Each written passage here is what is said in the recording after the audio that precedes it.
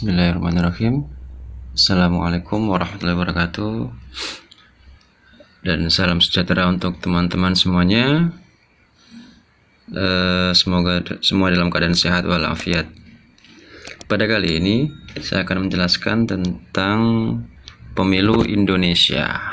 Ya, harap diperhatikan dengan baik-baik dan mudah-mudahan bisa menjadi wawasan yang baik.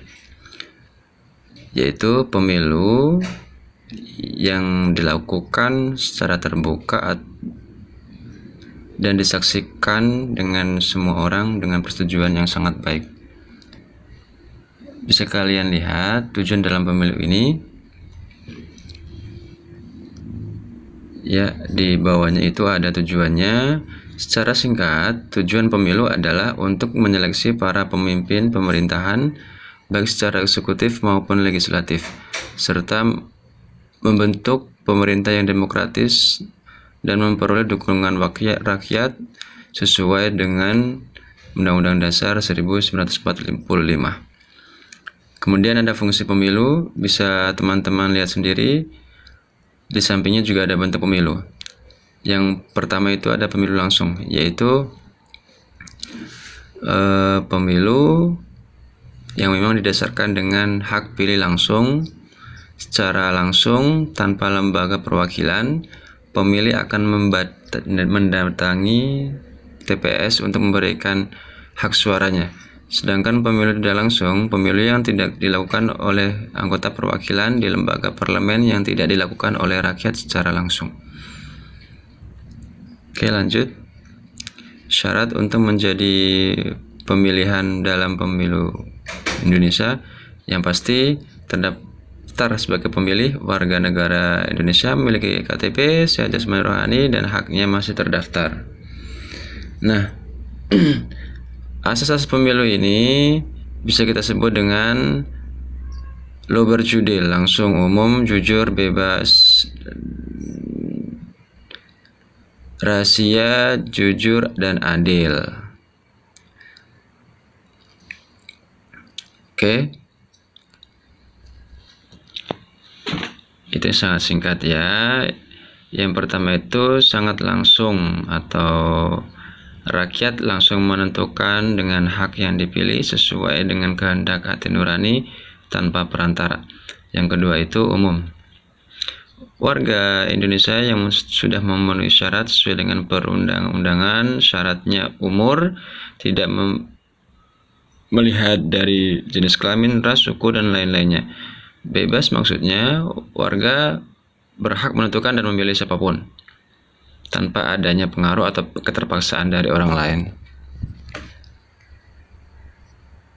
Rahasia. Apa yang kita pilih yaitu harus bersifat rahasia dan tidak diketahui oleh siapapun. Kemudian jujur, di sini semua pihak yang terkait harus bersikap jujur sesuai dengan perundang-undangan. Dan yang terakhir adalah adil, perlakuan yang sama terhadap peserta pemilu maupun pemilih, tidak ada diskriminasi kepada pemilih tersebut. Begitu ya. Oke, lanjut. Bisa kalian lihat di sini makna yang terkandung dalam sila keempat Pancasila.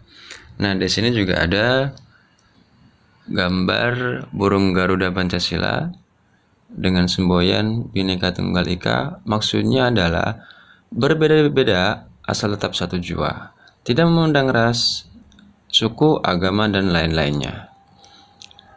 Nah, bunyi sila keempat ini yaitu kerakyatan yang dipimpin oleh hikmat kebijaksanaan dalam permusyawaratan atau perwakilan. Hikmat di sini berarti kita memilih berdasarkan sifat dan sikapnya. Jadi sifat dan sikapnya ini pun dimaksudkan dengan permusyawaratan atau perwakilan. Jadi dia dengan pemusyawaratan. Nah, di sini ada sejarah pemilu. Pemilu pertama kali dilakukan pada tahun 1955. Pemilu ini berdasarkan undang-undang dilaksanakan pada 19 Desember untuk pemilu pertama. Sedangkan pemilu untuk kedua yang dilaksanakan pada tanggal 15 Desember dan diikuti 118 partai peserta pemilu. Nah, yang kedua, tahun 1971 yang dilaksanakan pada tanggal 5 Juni 1971 dan diikuti oleh 10 partai politik. Dan ketiga, pemilu pada 1977 sampai 1997 hanya diikuti oleh 3 partai pada masa Orde Baru diawali pada 2 Mei 1977. Yang pertama Partai Persatuan Pembangunan, Golongan Karya, dan PDI. Kemudian yang keempat, tahun 1999, pemilu ini menandai pemilihan pertama pada masa reformasi dan diikuti oleh 48 partai politik. Pada 2004, pemilu ini diselenggarakan secara serentak pada tanggal 5 April 2004. Masyarakat dapat secara langsung memilih anggota DPR, DPD, dan DPRD, maupun presiden dan wakil presidennya sekaligus.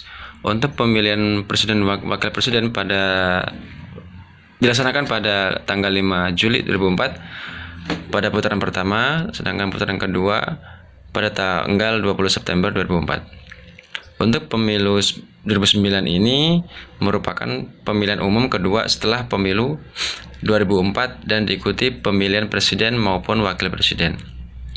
Pemilu ini diikuti oleh 44 partai politik.